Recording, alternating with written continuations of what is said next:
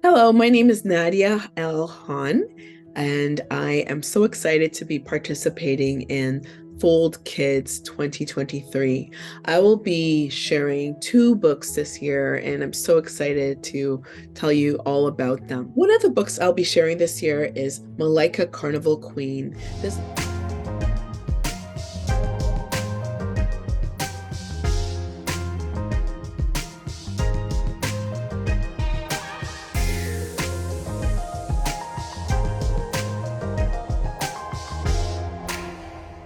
Many of you may already be familiar with the first book in the series, Malika's Costume, or you may have a copy of it at home because it was part of the 2021 TD Grade 1 book giveaway.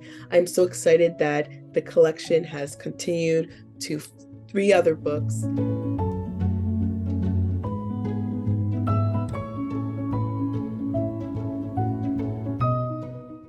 And this is number 4.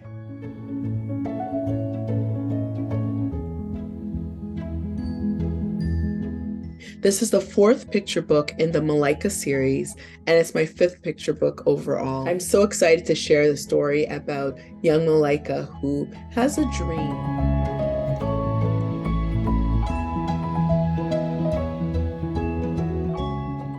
That she's a little bit confused by, and she correctly guesses that it was about her father. Malika also finds out her father was a migrant farm worker.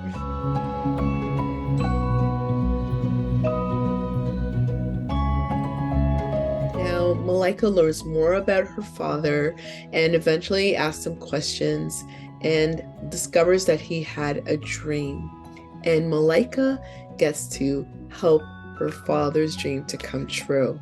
So I'm really excited I get to share this story with you. It was inspired by a dream that I had, as well as some of my family history, and is dedicated to my two grandfathers who were both migrant farm workers. I'm so happy that Malika Carnival Queen will be a part of the Fold Kids Festival. It's perfect timing because this is a story that takes place in the fall. It's an autumn harvest story, and we are in autumn right now.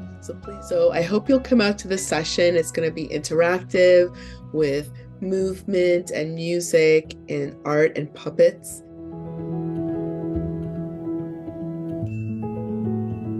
So please join me as we celebrate Malika Carnival Queen, and we will have a wonderful time. I look forward to seeing you soon. Bye.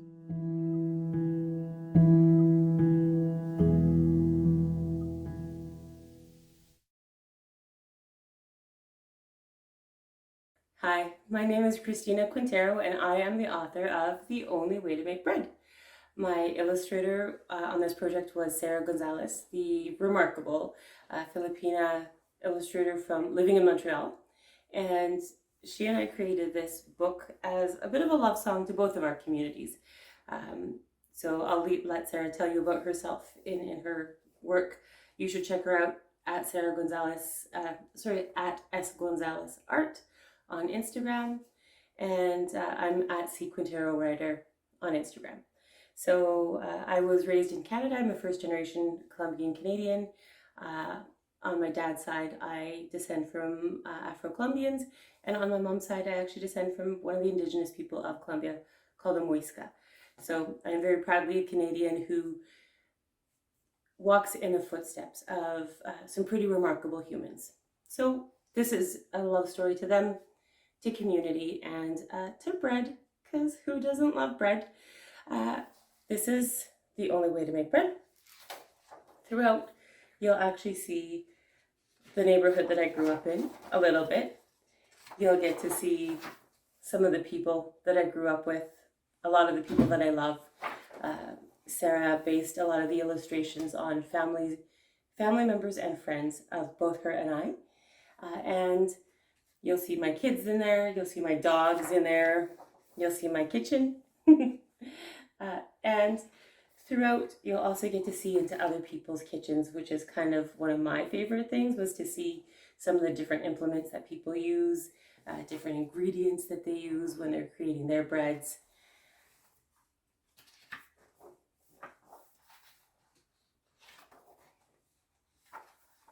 One of the biggest things that you might expect from this book is that it's going to be straight up recipes. It's not, I promise. It's more about what bread means, what it means to you, what it means to me, how it connects us, how words like companion actually have their root in things like bread. Throughout, again, you'll get to see different families that are made up differently, making breads together, and also the way in which community builds around food. This is actually one of my favorite details right here, is this adorable little finger poking into the bow. A lot of this is inspired by literally people in my life, so it's very fun to look through. You'll see different techniques for cooking the bread, and of course for sharing the bread. So the two last things I want to show you. So one is, this is my dad's recipe for arepas that he taught me.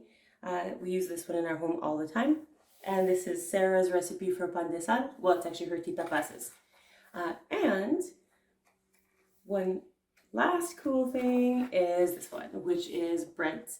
So you can see breads from all around the world, and each of them actually has a little bit of a story about who shared their bread with me, who was willing to share their knowledge and their culture. So I really loved breaking bread with them, and I look forward to breaking bread with you. I do have some educator recipe cards, so if you would like some of these, please let me know. Reach out on Instagram.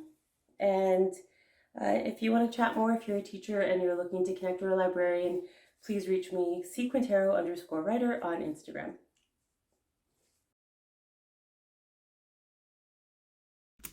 Hi everyone, my name is JL Richardson and I am the Executive Director of the Festival of Literary Diversity and Fold Kids Book Fest, but also the author of The Hockey Jersey, illustrated by Chelsea Charles and co-written by Eva Perrone.